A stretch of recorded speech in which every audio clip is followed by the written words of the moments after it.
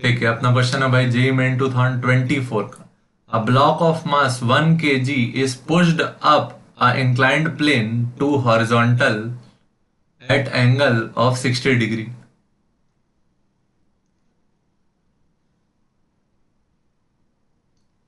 एक आपके पास inclined plane था, उस पे एक ब्लॉक था जिसका मास कितना है, m इक्वल टू 1 kg। ठीक, inclined to horizontal at angle 60 degree, pushed up by a force of 10 Newton.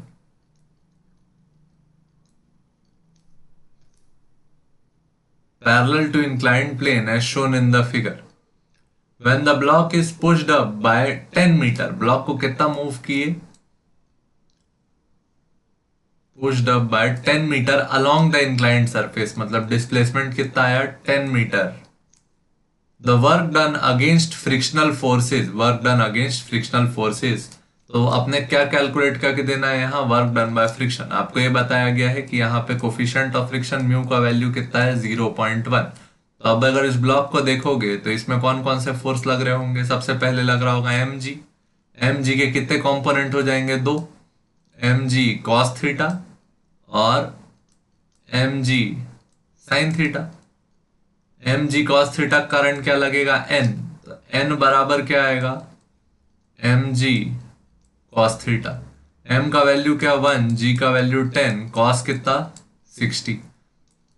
तो 10 इंटू कॉस 60 का वैल्यू 1/2, ये कितना आया 5 न्यूटन। 5 न्यूटन का क्या आया, नॉर्मल।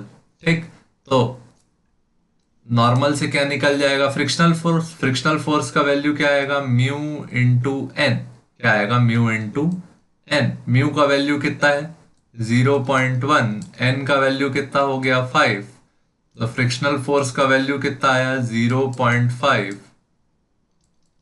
न्यूटन। ठीक, वर्क डन बाय फ्रिक्शन क्या होता है, एफ डॉट एस। अब देख, डिस्प्लेसमेंट ऊपर हो रहा है, फ्रिक्शन कहाँ लगेगा, पीछे लगेगा। तो ये क्या आएगा, minus F into S. F S cos 180 आता, तो बस इसको सॉल्व कर देते हैं। फ्रिक्शन का वैल्यू कितना है, -0.5 न्यूटन, और डिस्प्लेसमेंट कितना हुआ 10 metre.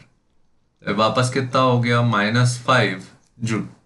Work done by friction कितना, 5 जूल।